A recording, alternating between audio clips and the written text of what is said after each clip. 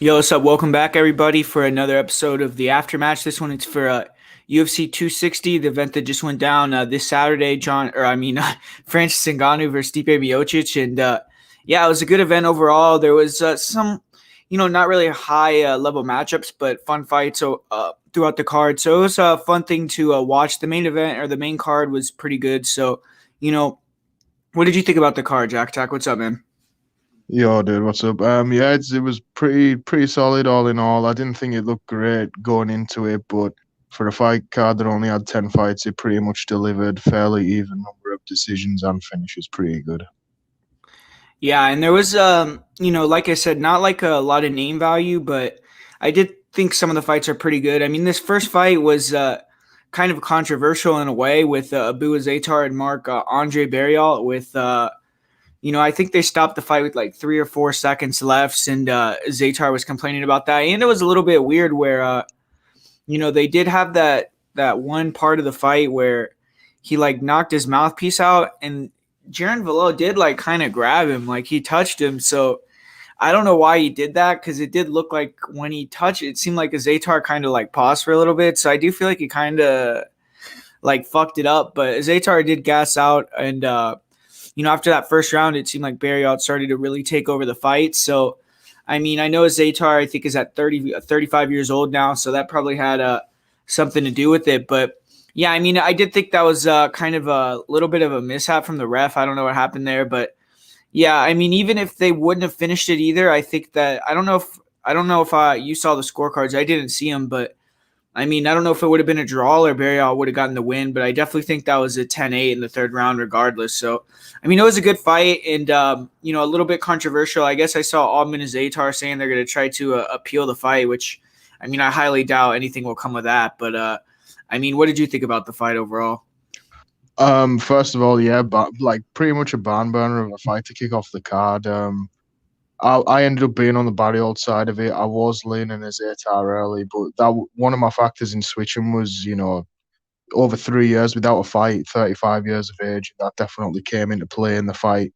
I thought Barriault pretty much just dogged him out down the stretch. But yeah, there was that weirdness in the third round with Jeremy Valel. It was almost like halfway through the round when his mouthpiece came out, like he could have kind of like justified stopping it there more than he could have done stopping it at the end. It was kind of a bit strange in that sense. But yeah, Barriault looked pretty good to me, considering he hasn't managed to pick up many wins in the UFC. The one that he did, he tested positive for banned substances, so it looked somewhat good in this spot to me.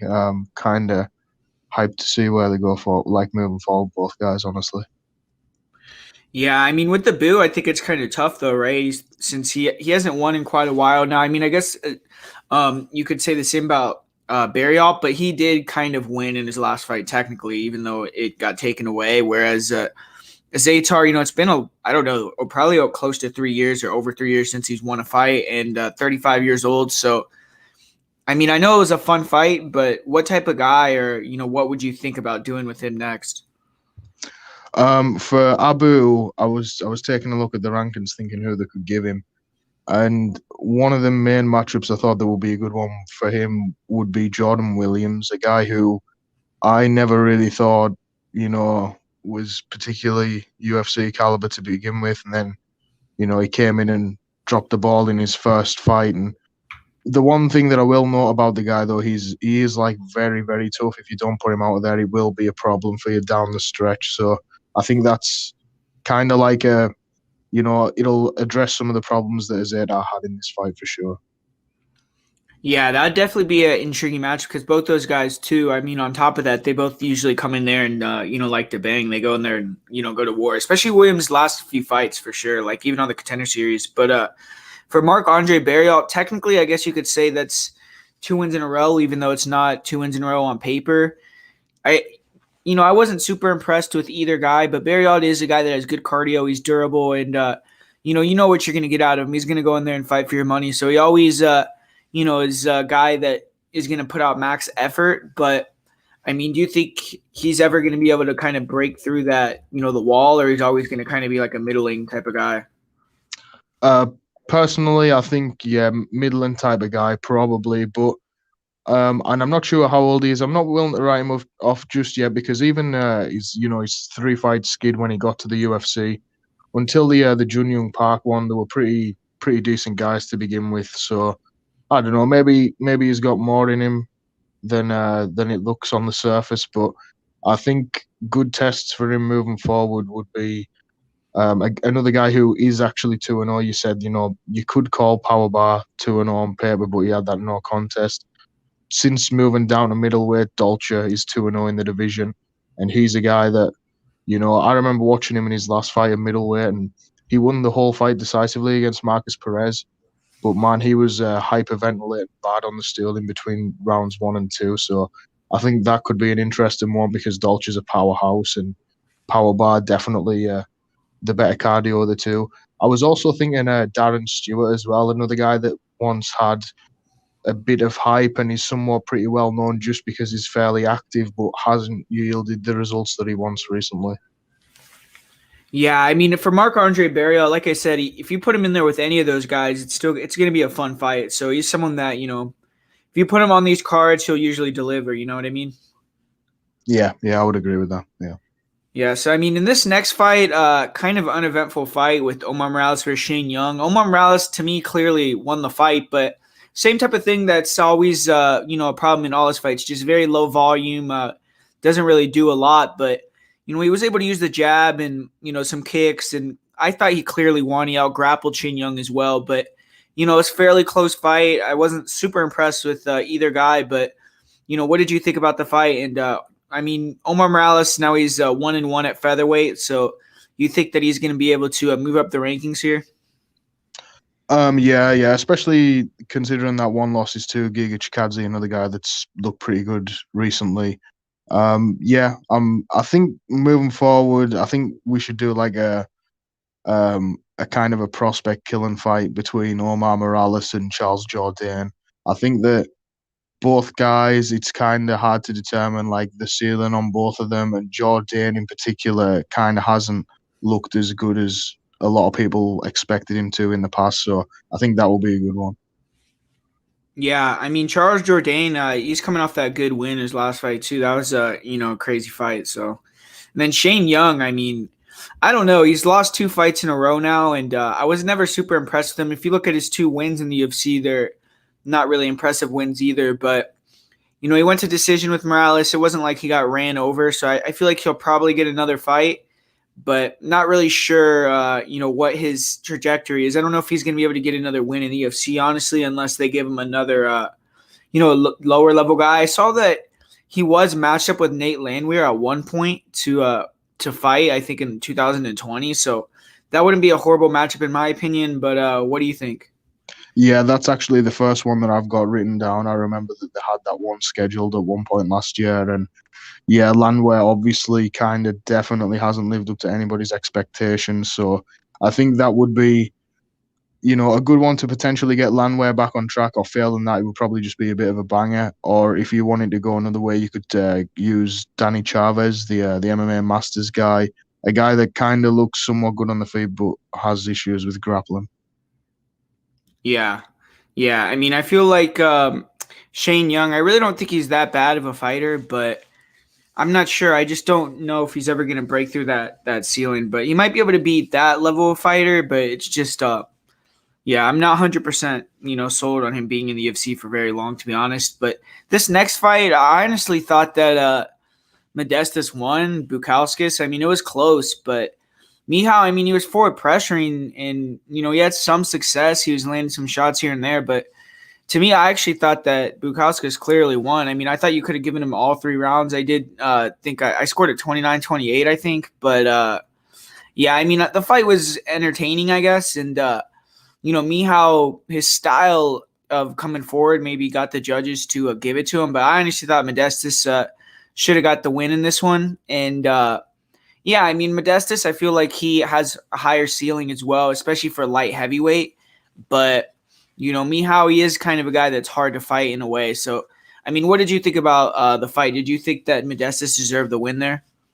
Yeah, like leading into it, I was picking Mikhailov to get the dub. I thought he would have knocked him out early, honestly, and that didn't go to plan. Modestas came out with a a great game plan. But yeah, I think that being on the back foot definitely hurt him. But in my opinion, yeah, I thought that he'd done enough to win. But I think what swayed the judges was probably in round three. I think Mikhail hurt Modestus to the body pretty late in the round. I think that might have swayed the round for him. But yeah, if you were asking me to score it, I would have scored it 29-28 Modestus as well.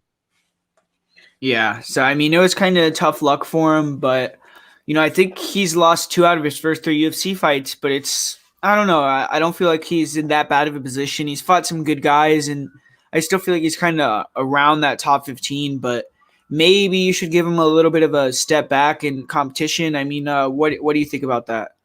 Yeah, I was thinking the same thing. There's no need to put him into the fire, I guess, any more than he already has, because on paper he probably should be 2-1, but he's 1-2 now. That don't look good. So I was thinking a guy like Roundtree to get him back on track. I know that KB Buller is fighting Mikhailov, who I believe Modestus beat already. So if Buller were to somehow win that fight, maybe Modestus versus Buller, something along those lines.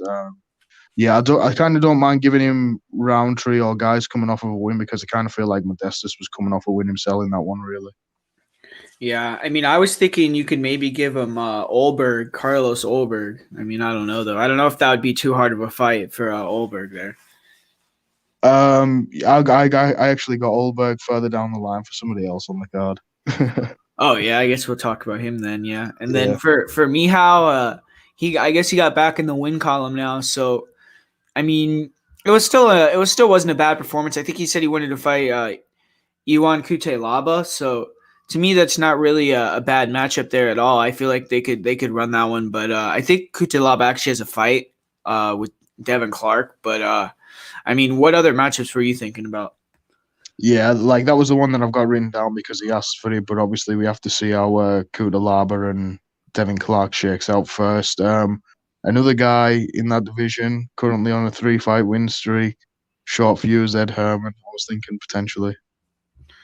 Oh man, that I mean, I don't know if Ed would want that fight, man. But Well, I think it will be a very tough one for him, especially in the first round. But I mean, Ed Herman is pretty good at dogging people out down the stretch, which like Mikhail's cardio definitely looked better than I anticipated in this fight. But I definitely think that's something that could still be exploited. Yeah. yeah. I mean, I feel like he'd be a decent sized favorite in that one, but it would be an interesting matchup. And Ed Herman, he technically has 3 wins in a row, so you have to give him someone, I guess. Even though his last win, I mean, I don't know. Very But controversial, yeah. yeah.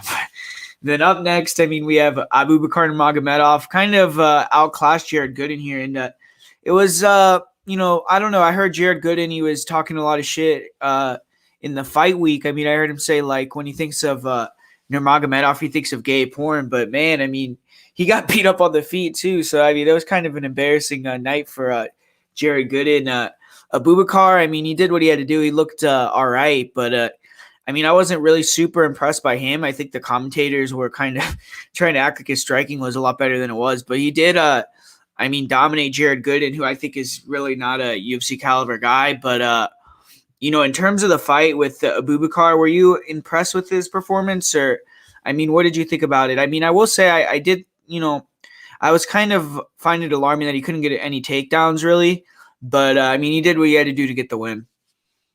Yeah. Like, yeah, going into it, I was pretty much expecting what Jared Gooden said that he was expecting, and maybe that was what threw him off and led to him looking so, out of place on the feet. But man, yeah, Abubakar pretty much just beat him handedly everywhere. Didn't even, yeah, like he went for the takedowns, he didn't get any. I think he got one late in the third round, but yeah, pretty much dominated bell to bell. Bad night for the night train. Yeah, and I mean 0-2 for him, but I feel like his first performance was, a lot better, to be honest. You actually had a decent fight with Alan Joban. In this one, I mean, it was kind of a pure domination. So would you give him another fight, or do you think that's it for him with the 0-2? I think there is a few more people on the roster that they could still potentially give him. They've been, taking so many people in to fill up these blank spaces during the pandemic that there's people out there that he could potentially still fight to either get back on track or, flub it again. And I was thinking either Jason Witt, who just got knocked out in devastating fashion, 1 and 2 in the UFC. So he's actually managed to pick up the one win. They could potentially do that. Or I was thinking Ramiz Brahimaj. Yeah, yeah. See, I mean, if you want to, I feel like me personally, I don't know. I guess you could give him another fight, and yeah, like you said, there's a lot of people in the UFC now that probably shouldn't be in there. So it's like, Yeah. you can squeeze him in, but to me, it's like it's tough to really say he's a UFC caliber fighter in there. But Abubakar Nurmagomedov, he got the win. He's 1-1 now. I do feel like he could beat probably a lot of guys in the division, but I'm not really sold on him moving forward. And I was actually thinking, I don't know what this guy's been doing. I haven't really heard much, about this guy recently. But, what if they gave him a guy like a Chaos Williams? Abubakar. Yeah. I mean, I definitely wouldn't be opposed to that fight. Yeah, definitely. I think, yeah, like Abubakar, he looked somewhat good in that fight against Jared Gooden, but as you say, I don't think Jared Gooden is particularly at the level to be able to compete in the UFC with the, even the middling type of guys in the division. So it's really hard to say where Abubakar's at right now. And yeah, Caleb Williams definitely a very dangerous fighter, so I wouldn't hate seeing that one. Yeah, yeah. I mean, I feel like Chaos, he kind of, lost a lot of his hype, but if he can go beat even though Abubakar isn't that good, I feel like if he wins, he would kind of, get some more hype for sure. Yeah, absolutely. But yeah, I mean, this next fight was actually pretty surprising the way that it finished with Alonzo Menifield taking out Fabio Cherant, getting a Von Flue choke like within 1 minute. So, I mean, usually when you think about Alonzo Menifield, you're thinking about quick knockouts, but this time he got the takedown, got a quick submission. So good for him. I mean, I guess he's showing, more facets of his game, but, it wasn't really, a performance that you could read much from. He fought a guy that took the fight at really short notice, looked like he had a super tough weight cut, and he was a lot more experienced than the guy and just dominated him. So Fabio Cherant, I mean, he'll probably get another, lower level entry guy next time, and, he took the fight with Alonzo Menifield, but man, I mean, Menifield looks pretty good. You got to give him some credit. He, did something that you wouldn't have expected from him. So, yeah, I mean, what do you think about Alonzo Menifield, and who would you try to match him up with moving forward? Do you think he should get like a top 15 opponent next? It's hard to say for Alonzo because every time he's kind of took the step up, he's inevitably took a step back down, and he did lose 2 in a row coming into this one. So I'm still not 100% sold on whether or not he should be moving forward into the rankings. I was thinking a guy that we've just seen, a guy who typically gets submissions himself, Misha Serkinov, or maybe even I think both these guys are 3-2 now all time in the UFC. Him and Mikhailov Zajic, I was even thinking. Yeah, see him versus Mihao. I think that would be a fun fight, just like matchup wise for sure. It'd be like a banger. But man, him versus Misha. I mean, Misha has to get that to the ground pretty quick, man. To me, absolutely, yeah, yeah. As we know, that's been like his Achilles heel in every fight, big power guys. So, but in terms of grappling, you got to give him the edge there still. So it's a tough one, but yeah, I feel like I need to see one more out of Alonzo before we heading back towards the rankings. Yeah, I understand that for sure. And then as far as Fabio Cherant, I mean, I guess it's kind of hard to match him up. He's only had that one quick fight in the UFC, but he's I think only 26. He is coming off that win for the LFA title, I think late last year. So I still feel like maybe he could rack off some wins in the UFC. And what were you thinking for him moving forward? This is the one where I was actually thinking Carlos Ulberg. The guy is 7-2, and Carlos Ulberg doesn't have it. He's probably the least experienced of all the light heavyweights. I was thinking they could maybe throw that one together, but like you say, he did win the LFA title, so maybe that is too much of a step for Ulberg at this point. Yeah, I mean that is a fight that I feel like they could do it because Ulberg, he needs to. I mean, there's not that many guys he could fight, and Cherant doesn't have even 10 pro fights either, so it makes sense for sure, Yeah, that was the perspective I was looking at it from. I was trying to look for somebody similar experience level, and there isn't that many people that I would match Ulberg up with outside of that right now. Yeah, so I think that one would be, actually a decent matchup there for both guys because I think both of them could actually, win that matchup, so.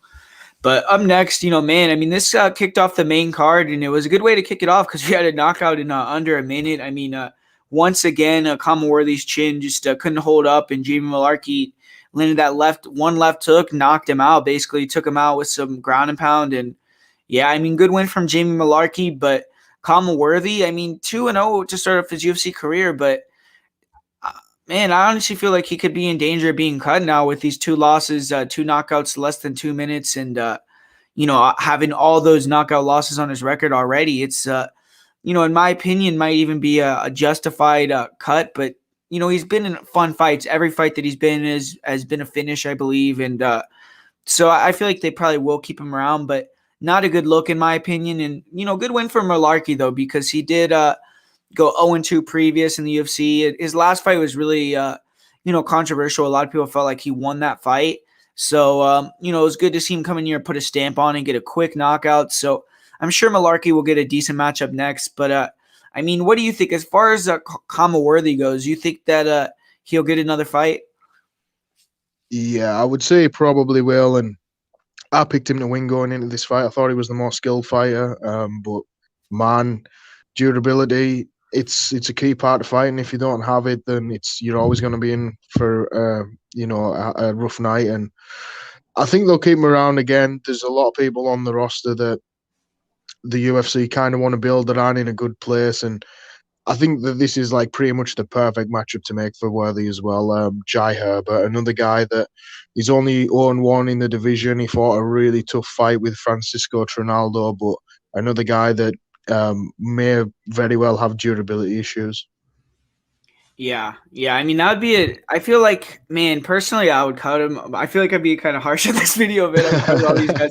But it's like, but yeah, I mean, I think, like I said, he's been in some fun fights. So, I mean, I wouldn't be opposed to seeing him back in there. And Jamie Malarkey, I know you weren't really sold on him before the fight. And I mean, did this fight kind of give you more confidence in him, or do you think it's more just Worthy doesn't have the durability? It's tough to say because I can't really take anything away from him because he looked great on the night. But he even said it himself after the fact. He didn't think it was a particularly hard punch that he threw, and I think it probably somewhere the truth's in between. Like Worthy didn't look great, Malarkey looked great. So it's hard to say. I think if you want to give him a tough test, they could give him Mike Davis, or if they wanted to give him kind of more of a test to see where he stands in the division, they could give him Landover now. Either of them will be fun fights, probably. Yeah. If he fought Mike Davis, man, that would be a tough matchup for sure. I was thinking Yeah, he could fight absolutely. Devontae Smith because, I guess Devontae has the loss to Worthy, but I feel like, he could potentially, be a good matchup against Jamie Malarkey. But, your matchups are good as well. So I think all those fights would be, entertaining for sure. Yeah, absolutely. I think Malak is just kind of a guy that is going to be in fun fights, you know what I mean, regardless. Yeah, and then up next, man, we had Jillian Robertson take on Miranda Maverick, and yeah, I want to just give a shout out real quick. MMA Elo, he has a channel, and we were talking about this fight, and he had Maverick, I had Jillian Robertson, so he was right on that one. But man, it's like I don't know. I honestly feel like Jillian could have won the fight. I mean, the first round, I don't know what she was doing, man. I don't know why you decided to strike for the whole first round, and then because the second round when she went for the takedown, to me she got it so easy and she dominated top position. But you know, even then though, I think two of the judges gave it 30-27, which to me was kind of I don't know how you could give that second round to Miranda Maverick, but yeah, I guess it didn't matter in the end. It was a good fight. Miranda Maverick, she was able to kind of grind down Jillian Robertson with the striking. I think the fact that she got hurt a few times did wear on her gas tank too, and she just kind of maybe mentally checked out a little bit. But I feel like it wasn't a terrible performance from either girl. I mean, Robertson, she's improving her striking a little bit, but still super one-dimensional. And I feel like Maverick, she's still young and she has a lot of hype. I don't necessarily think she could compete with a lot of girls in the top 10 right now, but I do think she's a good prospect, and eventually she could get in there, maybe even fight for the title or something. But yeah, I mean, what did you think about the fight overall? I mean, yeah, it was pretty impressive performance from Miranda Maverick. Second fight into a UFC, career. I've heard a few people saying, she's going to be a champion already, and people need to slow the roll with that for sure because, man, we just don't know based upon a win over Joshua and Gillian Robertson because, I mean, Gillian Robertson definitely the better win on paper there. Macy Barber has a win over Gillian Robertson, and things haven't panned out particularly well for her. So definitely need to slow the roll on that. We don't know how far she's actually going to go. I think that they should give her one of these dangerous Brazilians, Tyler Santos, Mayra Bueno Silva, something along those lines. Yeah. I mean, I feel like, she definitely needs to kind of move up a little bit slower. I know she was calling out Antonina, which that wouldn't be the worst matchup either, even though I feel like Antonina she's ahead of her to me because she had a real dominant win her last fight against a girl that was higher ranked than Jillian is, I believe. So, but Miranda, she did look good. I mean, she probably, I don't know so you think you would give her someone in the top 15? Probably, yeah. Maybe just on the verge of that top 15, somewhere around that region.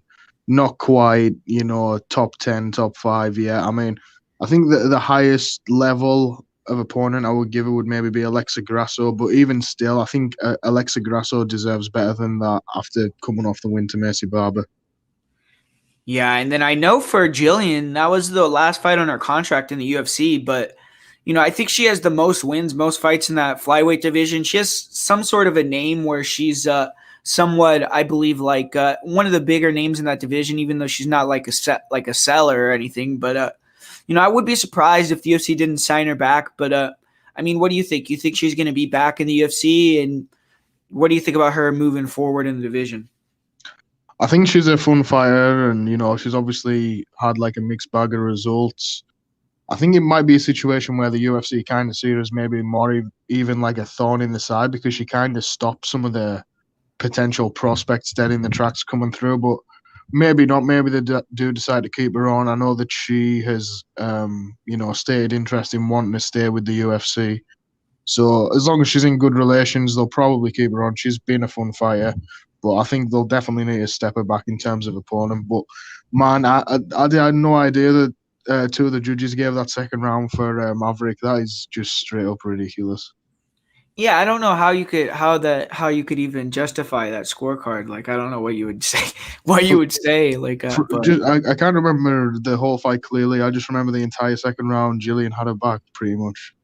yeah, at least like she had at least I think like 4 minutes 20 seconds of top control or something like that. But Yeah, man, yeah. crazy.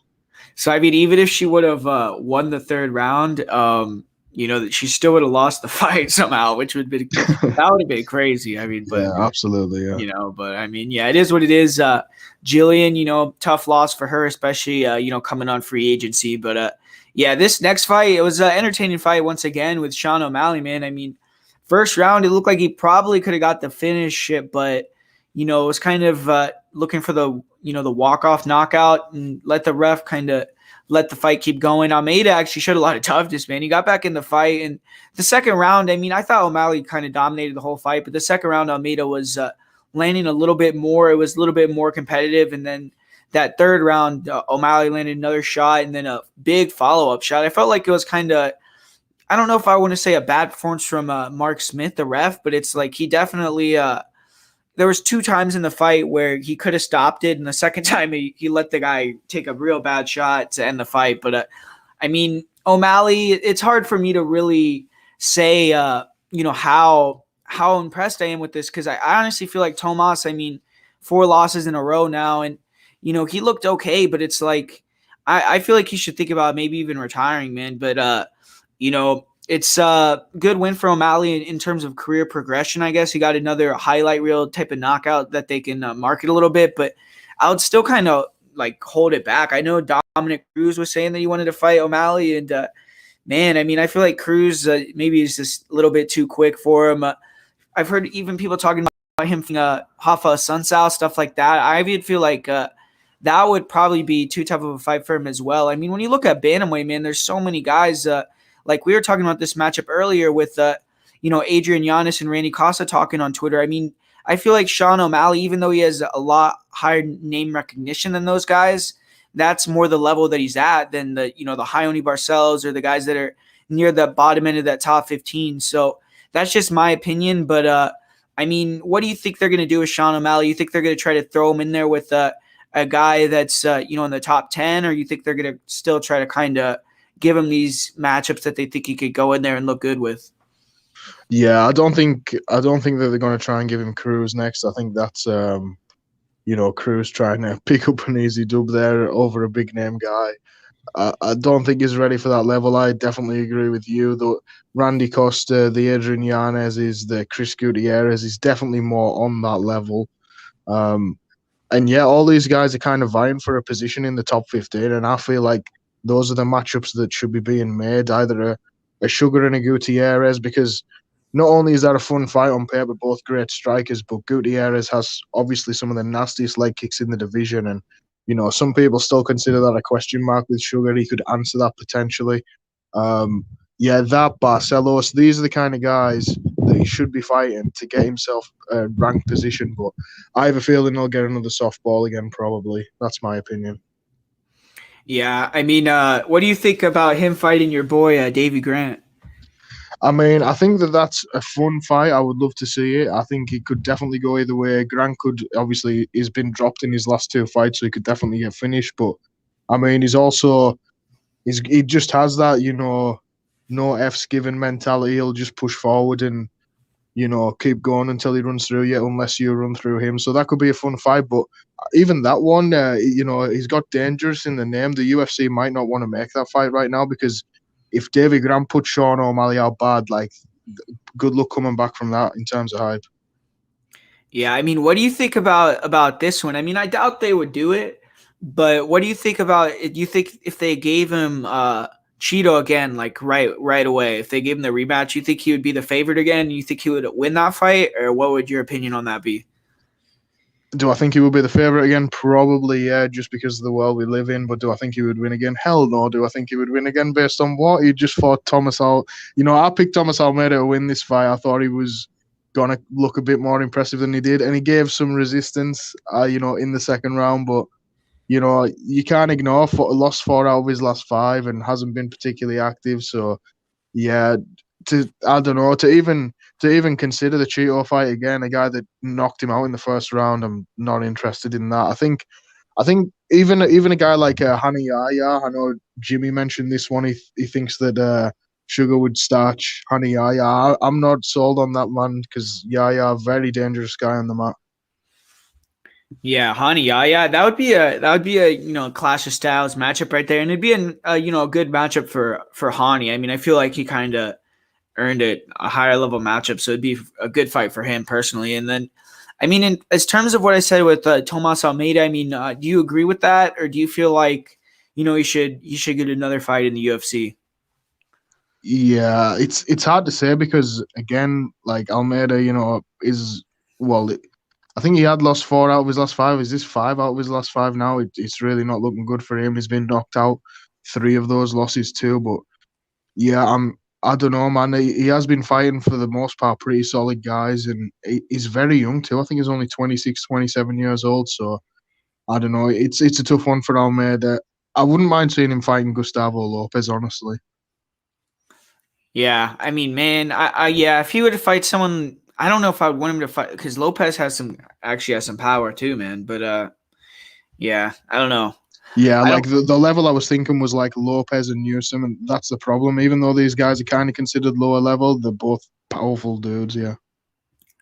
Yeah, I mean, unless they're, I kind of like, Almeida's style. I used to like him, so it's hard to see him just go out there and just get dusted over and over. But I mean, if they want to throw him in there with a guy like Ray Rodriguez or something, I guess give him a win. Then I wouldn't Yeah, I mind wouldn't seeing mind it, that. but, Yeah. but I don't know. I don't know if I would want to see him go in there with Gustavo Lopez and get knocked out or dropped and then submitted in the first round. But yeah, I mean, maybe he'll go to Bellator or something. Who knows? But man, talking about Bellator at this next fight, I mean, I don't want to actually, I mean, to be honest, man, you got to give some credit for TYRON Woodley in this one, man. I mean, he went out there and, I used to be a fan of the guy. I used to like TYRON Woodley. And then, I mean, it's not like I stopped being a fan of him, but it's just more like, his last few fights, there's nothing to cheer for. He kind of just lost every round, never had any good moments, wasn't really pulling the trigger, obviously. And, he did exactly what, anyone would have wanted him to do. He went out there, he pulled the trigger this time. It was an awesome fight, man. I mean,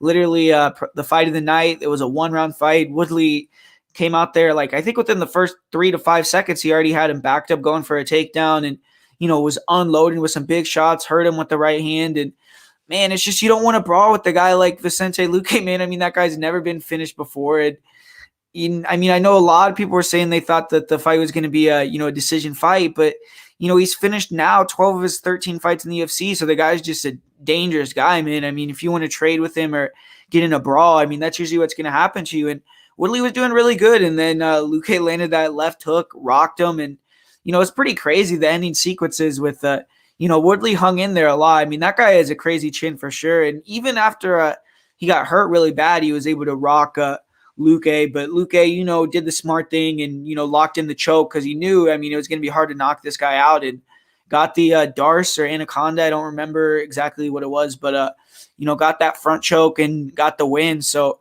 I think that was Woodley's last fight on his contract. It didn't seem like Dana, gave him any credit for the fight, even being entertaining or anything. I mean, all he said was like, I think they asked him about him getting another fight. He said he's 39 with 4 losses in a row. Yeah, or something like that. That's all he said. So didn't seem like he was keen on giving Woodley another fight. So Woodley, I don't think he's going to retire or anything because, I see him still talking about comeback season, and I feel like probably that fight maybe even gave him a little bit of confidence. At least he went in there and actually tried to get the win this time and wasn't kind of frozen. So, yeah, it was a good matchup, and Woodley actually went out there and brought it. But Luque, man, he did it again, and you got to start giving Luque some credit for sure. I mean, I saw some people kind of trashing his resume a little bit, but he finishes all these guys, man, and if he keeps giving you these type of fights, he's going to be in a title fight sooner or later. But, I didn't really like his calling out Nate Diaz. I don't know what, he was thinking with that. But, yeah, I mean, what did you think about the fight overall? And, just give, because this may be Tyron Woodley's last fight in the UFC. I mean, what did you think about his career and just, everything accomplished there? Yeah, I mean, he can always go out knowing that he was like a 4-time welterweight champion. There's a few champions in that division who didn't manage to seal as many title defenses as that. So, and yeah, for a long time, for a good few years, he was talked about as a guy that was gonna be, the goated welterweight, and he definitely had somewhat of a steep decline, but still, man, you look at the losses on paper, Usman, Kobe, Burns, Luque, he's not losing to bad fighters at all. And it's weird because I said this to you after the fight, he looked better than he did in his last 3 losses, but he still went out so much quicker. And that's because Luque is just a beast, man. And I've seen a lot of people saying that, obviously, I think the majority of the MMA community was taking Luque in this one. But I've seen so many people saying Luque decision, and the guy just does not win decisions. He goes out there, he walks forward, he punishes people, and he finishes them. Unless he can't, and then he usually loses the decision. So, yeah, just a great performance from Luque, and even a great performance from T Wood. Like, kind of everything that we've been like asking for him in these last few performances where he's been losing, to come forward, to pressure, to use the hands. He even tried to wrestle right at the start of the fight too. So he literally tried every avenue to win in the fight, and he went out on his shield like a G. It was really good. I loved the fight.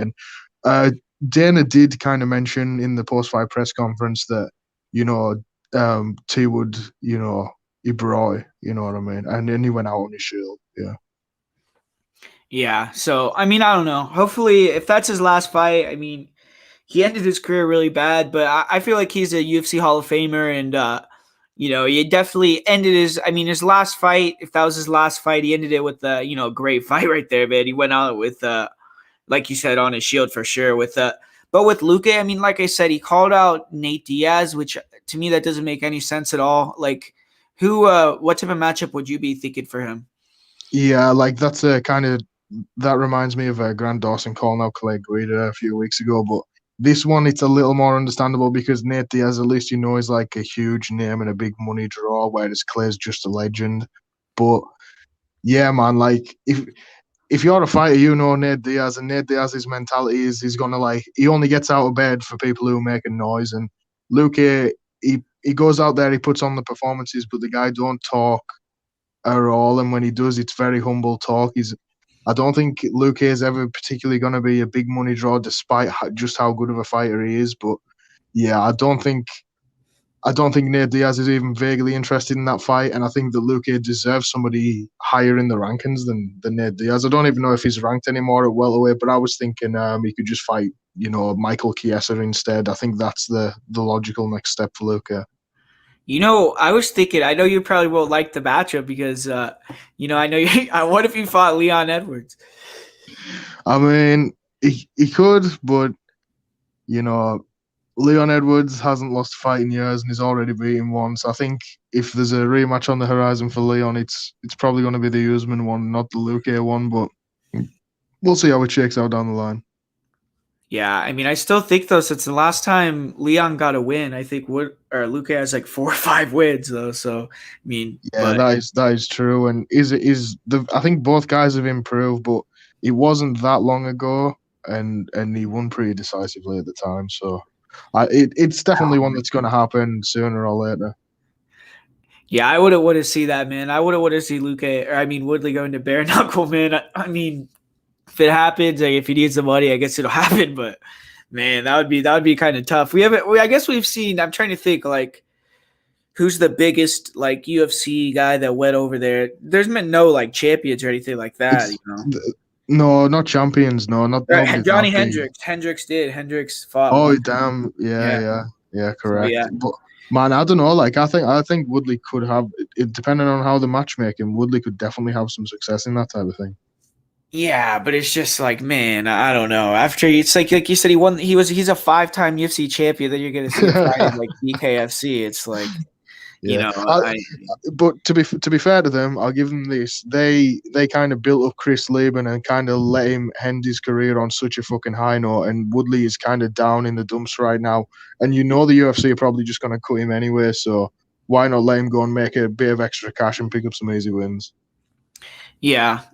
I mean, I guess at the end of the day, it's up to him, But just me personally, I feel like it's like almost like a demeaning thing, man. I don't know. I don't know how to like, man. But Yeah, it's definitely some would consider it a fall from grace. yeah, it's like he's gonna go fight someone that like probably should never be in the cage with him. You know what I mean? At least now in the UFC, he fought like you said. It's like he never lost to a guy that you're like, this guy's a bum, or like, he's like not good at all. So like at least he's like passing the torch to guys that are going to be, some of the best welterweights in the UFC. So Yeah, that's true. but yeah, I don't know. I mean, I guess it's still like if they give him a lot of money and he can go out there and kind of rebuild his name, like you said, like Chris Lieben. But it's like Chris Lieben, he's like kind of that type of guy, though. You know what I mean? Like you would picture Chris Lieben doing that, like even when he was in the UFC. Yeah, that's true. It would kind of be. I'm trying. Like Johnny Hendricks would be the only one kind of noteworthy, and he didn't have a ton of success. In fact, he lost, didn't he, to Dakota Cochran? But Yeah, he got knocked out. yeah, I don't know, man. I feel like Woodley is nowhere near as washed as Hendricks was at that point. But like that was the best Woodley that we've seen in years. Even though he went out the way he did, it's a shame. Yeah. I mean, yeah, that's probably like I said, if he was gonna lose, that was the best way you could lose for sure. But man, I mean, the main event of the evening, man, this was a pretty crazy fight right here, and yeah, I mean, honestly, I did have a couple people telling me like before the fight that we're at Extreme. I think I told you and a couple other people that like Francis was out grappling guys like Timothy Johnson and stuff like that. And when I heard that, I knew that Stipe was going to maybe be in a little bit of trouble. But man, I mean, honestly, right away, man, when Francis was throwing body shots in the first like minute and a half of the fight, I kind of knew that Stipe was going to lose the fight, man. So real scary performance from Francis Ngannou. I mean, yeah, I mean, I don't really know what to say about that. I mean, I don't know what you thought of the performance. I feel like it was pretty scary. I don't know if many other heavyweights in the division could even last as long as Stipe did. He took some crazy shots, that head kick, and yeah, I mean, Stipe. I feel like it's like he'll be back. I feel like some people are trying to like push him out the door a little bit, and it's like people do turn the page real quick in MMA. It's like that guy on Friday was, the best heavyweight of all time. And he still is, but now it's like he's completely done. But man, I mean, horrible knockout. I mean, that follow-up shot was pretty brutal. And even the way that he fell, I'm glad that he didn't get hurt more than he did. But, obviously Francis Ngannou, you got to give him some credit too, because man, I mean, his whole story, everything like that's pretty motivational, being homeless, coming to the United States, and definitely has improved at everything, man. I mean, his cardio looked better, his shot selection, the way he was cutting off the cage, his takedown defense.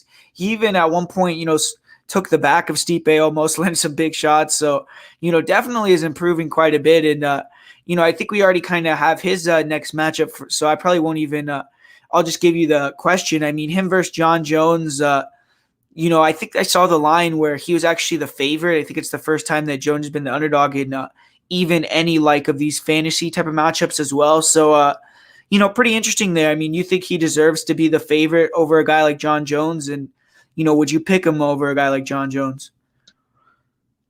Deserves, that's a tough one, but would I pick him? Probably yes. And my reasoning for doing so is not only have we not seen John fight at heavyweight before, but I think John's pretty much past his prime right now. And some people might not disagree with that. Some people might say, John fights to the level of his competition or whatever. But at the end of the day, I've seen two kind of lackluster performances out of him recently.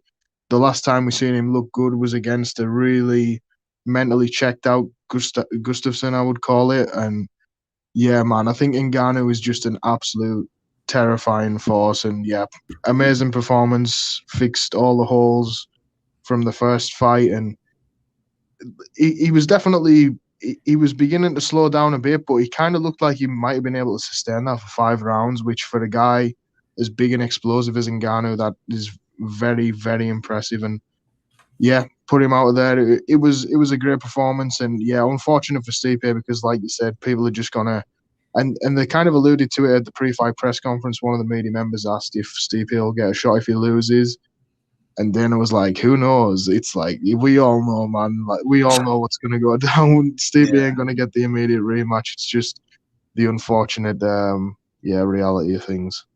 Yeah, I was thinking, I mean, they could give Stipe, I mean, the only matchup I think that would really make sense to me, I think, I mean, obviously the rematch, if he wants it, he deserves to get the rematch in my opinion. But, I mean, maybe he could fight a guy like Curtis Blades.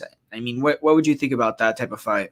Yeah, I have wrote down, Curtis Blades. He has basically 3 options from here. Stipe, he can fight. He can try and advocate for the rematch, which with, potentially John Jones and Derek Lewis on the horizon, I don't think that Stipe is going to be one of the top considerations for a rematch right now. Curtis Blades, because they both came off of brutal knockouts, would be a good one. And Stipe is kind of one of the only people who I would say could withstand Blades' wrestling approach, potentially. Those two are retirement pretty much for Stipe, I would say, at this point. He's had one of the best careers of any UFC fighter, and I know that DC was saying recently that he kind of wish he never took the rematches against Stipe, and I bet Stipe is kind of feeling the same thing with Ngannou now. You know what I mean? Should have got out before he got like this, but that's fighting for you, man. That's how it goes. Yeah, I mean, I did see though. I did see a post that he made on Instagram. I'll try to pull it up right now. And I mean, to me, from seeing that post, it does seem like essentially like I don't know if he wants, like he's not asking for the rematch. You know what I mean? I feel like he basically said he wants to rest up a little bit. Yeah, but it didn't seem to me like at all like he was like thinking about retiring.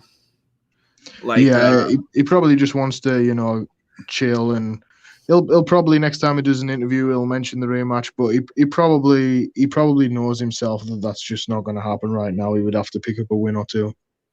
Yeah, he said, like, I mean, he's saying he deviated. I mean, I don't really agree with what he's saying here. He said that he thought that it was going as planned, but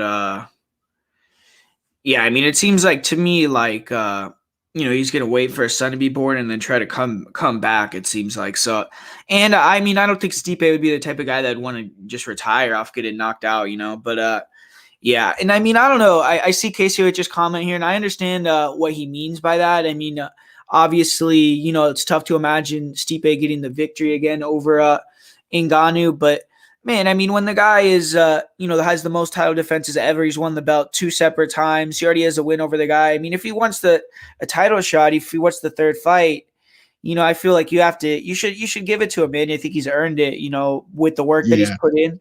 And And outside of him earning it too, it's like the DC fights. DC knocked him out in the first round of the very first fight, and he got the immediate rematch and won. So, it's hard to say that you'll never beat him again with any definitive. But he probably it's an uphill battle for Steve at this point.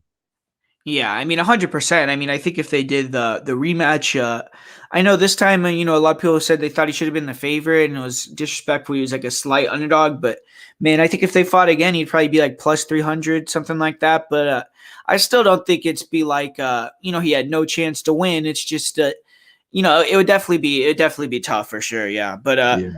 yeah, Francis versus John Jones. I mean, I feel like Jones would have a chance to win that fight too. I mean, I know, now, and even I was saying too, I believe, like on the night, like how could John win? And you're kind of caught up in the moment type of thing. But at the end of the day, it's like John Jones is the only guy that I think he has a longer reach than Francis Ngannou does. So it's going to be a different fight. I mean, he's going to be a guy that can move a little bit better than Stipe for sure. He's going to be quicker. I think he has better wrestling than Stipe. I mean, in terms of just like accolades, he has a lot better resume than Stipe with wrestling.